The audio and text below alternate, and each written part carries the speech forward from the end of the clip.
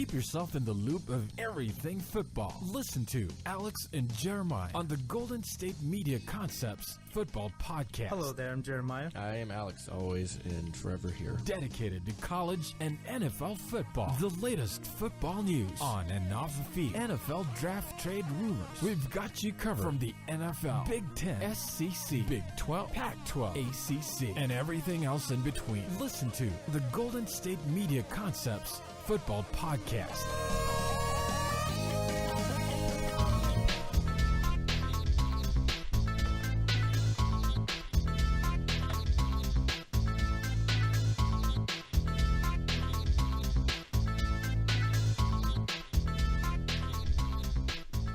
Thank you for tuning in to the Golden State Media Concepts Football Podcast, where we talk the latest news, rumors, and games of the NFL and college football.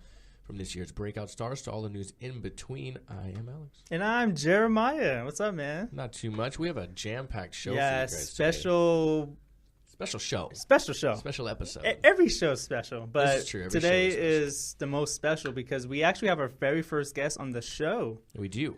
Yes. Of all time. Why don't you tell the good folks who that is? Yes, our person that's going to be joining us today will be Brittany Wagner. Yes, she is the athletic advisor at East Mississippi Community College. Mm-hmm. And also, she is also known for the Netflix series Last Chance U. She is probably considered the breakout star of the series. Yeah, she was my favorite star of the show. She definitely was the breakout star, you could say, Yeah. She was one of the more important parts of the show. It shows you really, the kids are football players at the same time they're humans, and she really tailors towards that aspect of it as well. So that was you want to root for her every time she's on it. Yeah. And hey, man, she's funny. She is. Yeah, she's funny. Yeah. Can't wait to talk to her today. It's gonna be really fun. Do you want to get into that? Yes, I think we're ready. I think we are ready. Yeah. Okay, so you guys stay tuned here in a second, and we're gonna have a great interview lined up here with Last Chance U's Brittany Wagner.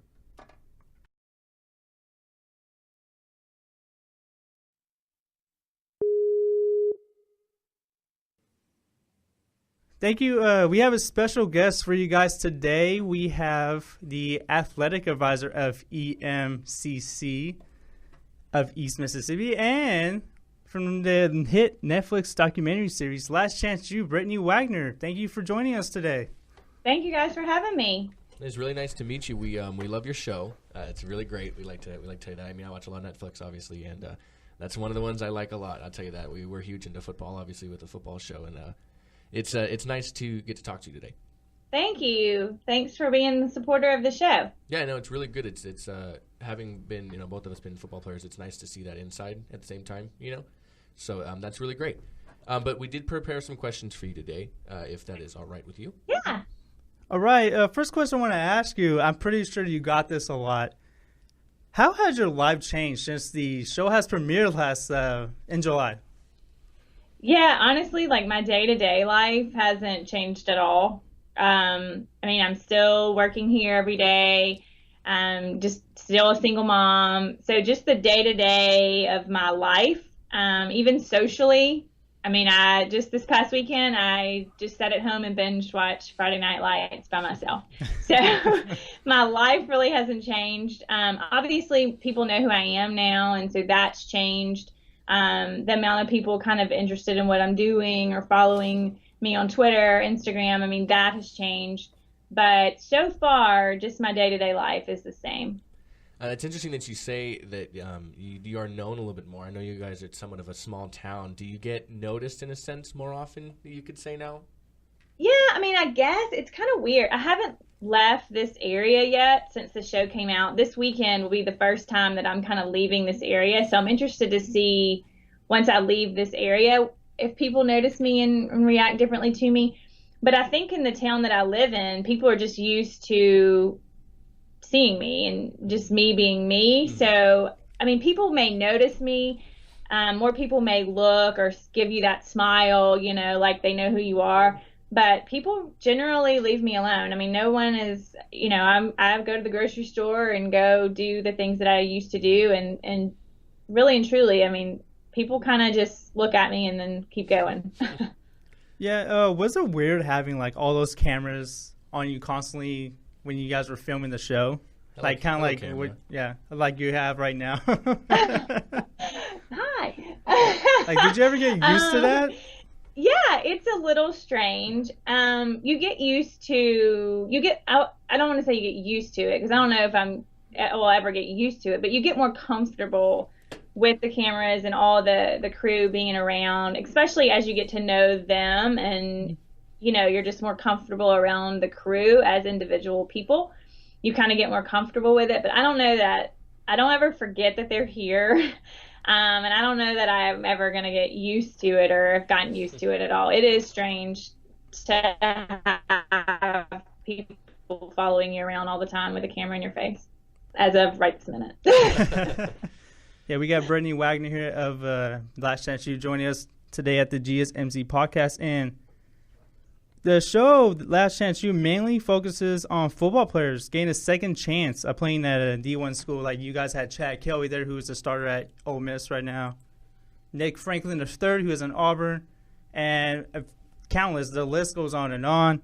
So, like, how important is it for you to help guide those players to help them achieve their goal of playing at a Division I school?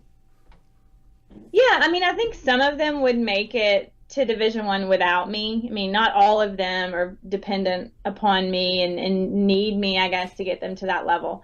But there are those that, really do need that support and that structure and that guidance, not just academically, but kind of socially as well. And I think, I think any time in life when you're especially at that age where, you think you know it all, but you really don't.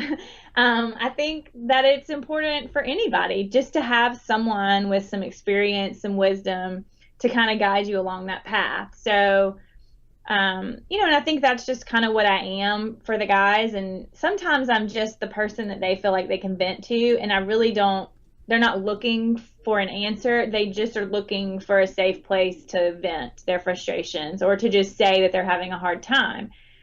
Because a lot of times they can't say that publicly because then it gets out on Twitter that Chad Kelly's having a hard time, and then there you go.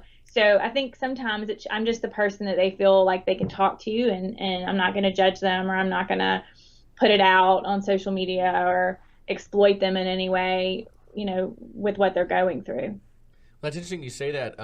Throughout the show, you've always seemed really interested in just staying calm with this. Having played high school football and being a teenage kid at times, guys, especially in big groups, can be quite rowdy and ruckus at times. And you've always been able to stay real calm with the kids. Is that something that naturally comes easy to you with them in that aspect? No. I think that's something that I've gotten better at with age. And I think having my own child has helped me with that, to take a deep breath and just ask myself, is what's happening right now really a big deal? Is this the moment that I need to, lose my cool on, or should I just take a deep breath and go with this? I think that's something that I've learned through age. And I mean, there are moments in here where I have had enough, or there's just too many people and it's too loud, and I kick them out or make them turn the music off or whatever. I mean, we certainly have those moments. I try to limit them. I mean, I try to allow them to be themselves in here and listen to their music or whatever. But yeah, sometimes enough is enough. And I mean, I certainly have lost my cool before. Well, one thing that we were wondering, especially I was wondering a lot while watching the show, is you do have this really good relationship with a lot of these guys. Do you keep or at least try to keep in contact with a lot of the kids that come through your door? Because I know at times they can only be there for 6 months roughly. Is it hard to really develop that relationship and continue keeping in contact with them once they leave? Yeah, that's probably one of the hardest parts. That's why I think I get so emotional at the end when they do leave, because I realize the reality of the relationship and that it's going to end. Usually it starts out with I'm in constant communication with them, and I'm still kind of filling that role for them even though they're gone somewhere else, and then that starts to fade. And then eventually someone else fills the role, or they don't need that role filled at all anymore, and so they just move on, and you don't really talk to them anymore. There's a few older guys that are gone that are in the NFL that I still talk to. I still talk to Quentin Dial, who was here in like 2011, I guess, and I still communicate with him pretty regularly. Zadarius Smith, I still communicate with regularly. So there's a few that I keep in contact with, but for the most part, they leave and then they kind of graduate from needing me. Yeah. Gotcha. Okay. Okay, and something I want to ask you here. You actually worked at an SEC school, right? You worked at Mississippi State, yes. I got to ask you, what if the SEC came calling to you again? Would you, like, consider going back to a school, like, in that conference? Yeah. I mean, I'm not going to rule out any opportunity at this point. I don't know that that is where I would be needed the most. You know, most of those schools have 8 to 10 people working with football alone. And so you're working with a very small group of athletes. Like you may work with just the defensive line and the linebackers. So your reach, I guess, is a lot smaller. Plus the needs of the individuals at that level are different from the needs here. So I don't know, you know, it would have to be a really good job and just a really good opportunity in order for me to jump at that. I don't necessarily think that just because it's an SEC school, it's a better fit for me. Gotcha. Okay.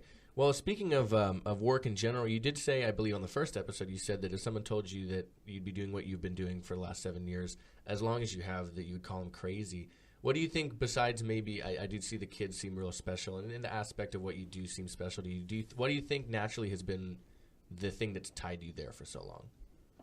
I think it's the kids. I think every time I think that I'm ready to leave, there's somebody that I feel like I can't abandon in that moment. You know, and I usually feel like, okay, well, when that guy graduates, I'll leave, you know, or when I get him through this situation, you know, then I can go. But then right when that happens, there's someone else that I feel like I can't leave. So it's just, it's hard for me to walk away, I guess, when I feel like there's things that are undone. I get you there. I understand that. We're talking to Brittany Wagner, of course, of the wonderful Last Chance to Eat Netflix show. We have a couple more questions for you, if that's okay. Yeah. Yeah, since the release of the show, have you had a chance to watch it yourself? Like, if so, what did you think of it? Yeah, I've watched the whole thing through twice. Oh, okay. And then I've watched little episodes. Last night I actually watched episode 6 because I'll have interviews or I'll read something where they will make a comment or reference the show in some way, and it'll be something that I didn't pick up on the first 2 times, or I don't really remember saying, or so I will go back and watch things just to kind of refresh my memory. And so I've watched the whole thing through twice. I've probably watched the individual episodes maybe 3 or 4 times a piece, some more than others. Yeah, and I mean, I love it. I think it is so well done.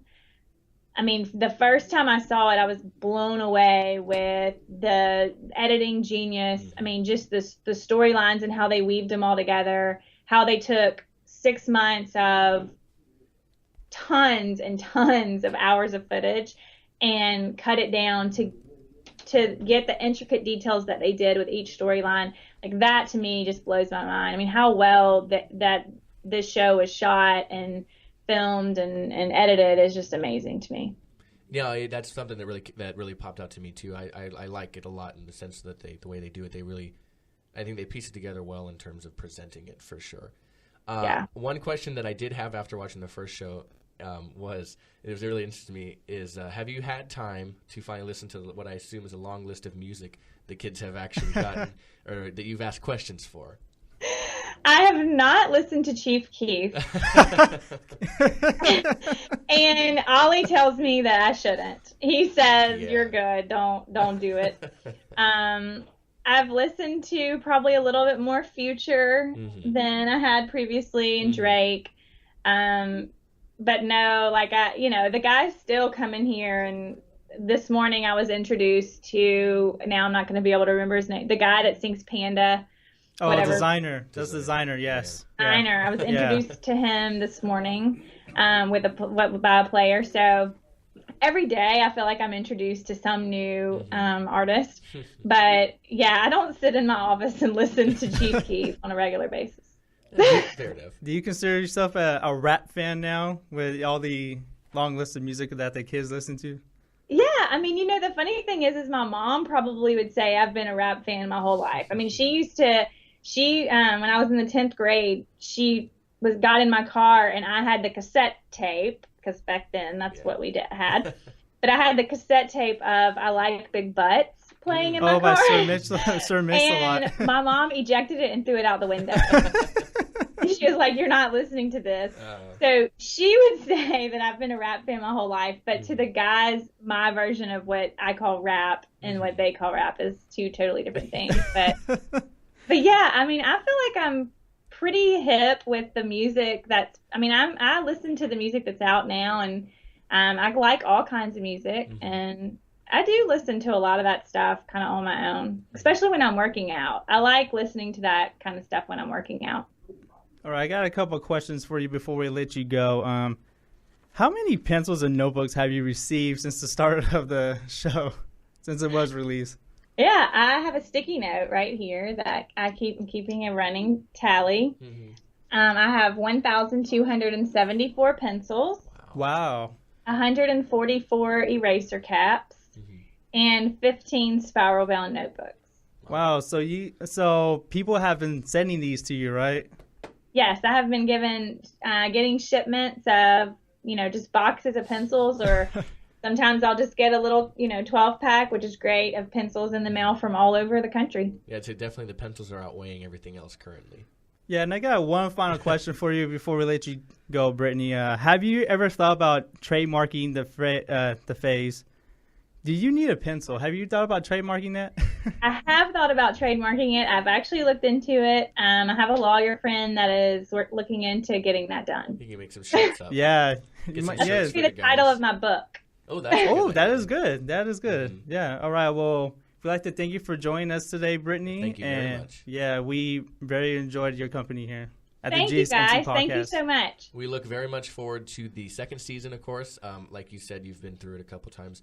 I've binge watched it, a couple times as well. So, needless to say, we're pretty excited. Jeremiah was really excited. He told me about it the first time, so we are pretty excited for the second. Yeah, season. I finally got him to watch it. Finally, yeah. Like you said the other day, watching Friday Night Lights, I watch a lot of different shows. So sometimes I don't want to stop binge watching one of them, but I did, and I'm very happy I did because it's a really good show. Well, good. Thank you. Thank you so much. No, thank you so much for coming and joining us today. That was Brittany Wagner of Last Chance U. And they're actually currently filming the second season. The cameras were in her office. Yeah. You guys obviously couldn't see the video, but we did. And yeah, I mean, hey, check us out on season 2. Yeah, I think we're big time now. I think we're big time. They'll have to leave us in. As Drake has said, we made it.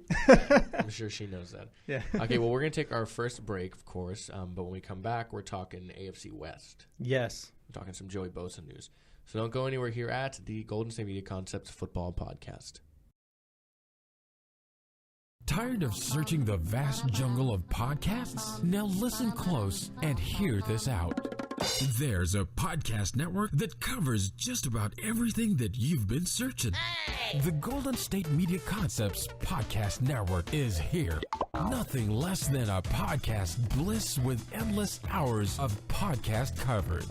From news, sports, music, fashion, cooking, entertainment, fantasy, football, and so much more. So stop lurking around and go straight out to the Golden State Media Concepts Podcast Network. Guaranteed to fill that podcast itch. Whatever it may be. Visit us at www.gsmcpodcast.com. Follow us on Facebook and Twitter, and download us on iTunes, SoundCloud, and Google Play. Welcome back to the Golden State Media Concepts Football Podcast. And, man, some big news broke yesterday. You could say some big news. I would say some pretty big news. Yeah, out there in San Diego, the Chargers finally signed the rookie Joey Bosa yesterday to a 4-year deal. Yeah, they finally signed him. It's about time. It's the longest holdout of the new rookie, the collective bargaining agreement, but since 2009, this is the longest holdout that has been going on. They signed him to a 4-year deal finally. And 4 years, go ahead. I think Ian Rappaport reported it was a $25.8 million deal. Yeah, fully guaranteed $17 million within the first million signing bonus. I'm sorry, within the first fully packed guaranteed signing bonus, and it's the largest upfront bonus installment in Chargers history, veteran or rookie. Yeah, that's pretty big. That's what he wanted. He had to, they said he apparently had to what's the word I'm looking for? Compromise. Good job, Alex. Compromise on the offset language, but I think he was willing to do that. Sounds like he just wants to get back to playing football. Yes, and I think he practiced today with the team, or is going to, and he's not going to play right away. I don't think he's going to play. Well, think about it. He could get some action.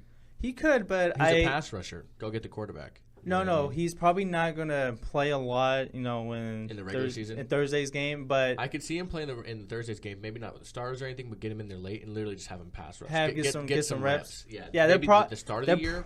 They're probably going to use him in a lot of pass rushing. Because packages. He's good at that. But at the same time, if you have him in there with your starting defense, at times that matter, he could be a liability. So I think preseason, sure.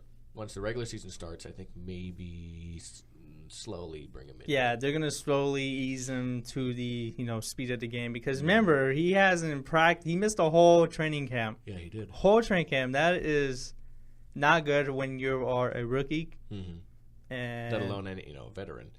Exactly, anybody. It's not good for anybody. I talked about it on the sports show where I said I heard Eric Berry, who ended his holdout for his franchise tender on Monday. He was tailoring his workouts to the same time as the Chiefs were doing them and things like that. Bosa's not, and it's not anything against him, but he's not a veteran like Barry is on. Who knows how he was working out in comparison. To stay in shape. So it'd be interesting to see what kind of shape he's in. He was there for rookie OTAs and I think a day of the regular OTAs and then bounced. I know.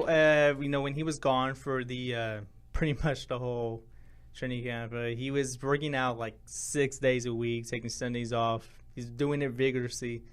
He said he was in the best shape of his life, but there's a difference between being in actual shape and football shape. He hasn't hit anybody in there's months. There's regular conditioning, then there's football conditioning in terms of being hit and taking hit. He's not necessarily somebody's going to get tackled, but physicality. He's going to be he's going to be hit a lot. He's going to be in altercations. Altercations, yes. You could say, to say the least. He could be in altercations. I like the way you said that. I don't know. Altercations. Thanks, man. Yeah, I just think it was fun the way you said it. Thanks. But I'm glad the deal's finally done. We've talked about it on the show, I think, 3-4 times. So I think I'm happy it's done. I'm glad it looks like he wants to play. He wants to play ball. Looks like and the Chargers need him. The Chargers need him for that pass rush, especially for the quarterbacks and those in that division, like Derek Carr and Alex Smith. Trevor Siemian now. Ooh, boy. I talked about it on the sports show. The Chargers, I said, no offense to the Chargers, they had a lot of problems last year. Their offense was obviously one of them. Their defense, though, and getting to the quarterback was a big. That was a huge problem. That was the deal. Whole reason why they wanted or they brought in Joey Bosa. Mm-hmm. And he's gonna help. He's gonna need to help this pass rush. Yeah. Or the Chargers need him to help this pass rush. They do. Yeah. That's why they drafted him 3rd overall. They need him to help in the pass rush game. And if that can't happen right away, it's gonna be. Of course, it might not happen right away, but they need it to. Okay, well, we are going to take our last break, and we're going to get into some notable roster cuts that have been made. Yes, the deadline for teams to cut down the rosters to 75 players ends today at 4 p.m. Eastern time, I believe. So we are going to talk about that a little bit with some notable players. There's a lot of big names out there, veteran names. There was. I have one. I just pulled up right here. Yeah, I got one pulled up on my laptop also. We'll get back into that when we air high five. We'll get back into that when we come back from the break. Do not go anywhere, guys. We're almost done. That's a weird way to say it. We'll be back, but don't be back for long. We'll be back. We'll take our last break, you guys. Be right back. Do you want to be healthier, yet you just don't know what to do? All these shows telling you this and that, but nothing seems to work. Well, listen close. Golden State Media Concepts has got something great for you. The Health and Wellness Podcast, dedicated to workout trends, healthy eating habits, diet, and everything about healthy living. Join us in our banters as we help you not just live life to the fullest, but live it to the healthiest. All right, we're back here at the Golden State Media Concepts Football Podcast. Almost all of their teams have their cuts in, save for the Bears. The Cowboys only have a few in. The Minnesota Vikings, I'm still waiting to see from them because I'm really interested to see on my boy. You know who I'm talking about. Who's your boy? Oh, Moritz Boehner. Oh, yeah, from the Minnesota Vikings. Yes. Not everybody has him in yet. Like we said, the deadline's later. The Texans still don't have any in. Like I said, the Vikings don't. The Saints don't. There's only one from the Patriots who is notable, and that is Terrence Potroast Knighton has been cut by the team. That's unfortunate. I'm a big fan of Terrence Potroast Knighton. The Niners have yet to do any. That is a really good nickname. The Niners have yet to do any. But some notable names, not necessarily, we're not going to say, every name's notable, but some names that are remembered, like the Cardinals. They released Jake Coker. He was the Alabama quarterback last year. Some do remember his name, Mr. National Title. The Falcons haven't released a full list of theirs, but not many names really stand out there. At least, from a quick eye that you take a look at it, One that was really interesting to me is Brandon Tate of the Bengals got released. Yeah. He's been a special teams guy for a long time. I think that was this morning, yes. Mm-hmm. That happened. Former, Stephen Hill was a first or second round pick by the Jets. Stephen Hill I think he was a second round pick for the Jets a while back. He's been released by the Panthers. Yeah, of Georgia Tech, I believe. Mm-hmm. Austin Davis, quarterback of the Browns, had to start some games last year. He got released. Another big name on the Browns got released too. Yes, Paul Kruger. Yeah, Super Bowl champion with the Ravens a few years back. Signed a deal in 2013 with them, quite a pretty penny. He's been released as well, so he's currently looking for a job. I feel like he might find one. He's quite a good quite a good pass rusher. Moving on to the Lions, George Schwartz, who spent a lot of his career with the Giants. He was a guard. He was recently released. He was signed in the offseason by them also. He visited two teams, the Steelers and the Giants, and he opted for the Giants, and he was released. So he is currently looking for another team. Bjorn Warner, former first-round pick of the Colts back in, 2012 or 13 or something other. He was released by the Jacksonville Jaguars as well. Notable name, like I said, a former first-round pick. Didn't quite catch on in Indianapolis, and unfortunately didn't make the team. For those of you who watch the Los Angeles Rams Hard Knocks, I won't really get into a lot of theirs. A lot of these names aren't notable, but you will know them. I do know a lot of these guys on the list. I don't know any of them, and I don't watch the show, That's so okay. you can tell me. Well, but the listeners. I'm kidding. Yeah. I don't want to ruin it for them. Yeah. I'll tell you in a second. I'll say, guess who got cut? Yeah. Definitely waiting to see the Vikings. I want to see if my guy Moritz Boehner made it. Like I said, Terrence Potroast Knighton did get cut by the Patriots. The Saints only cut? Yeah, so far. They have to cut more, depending on their roster Well, they size. have to, yeah. Yeah, the Saints have yet to do anything, so we'll see what comes from there.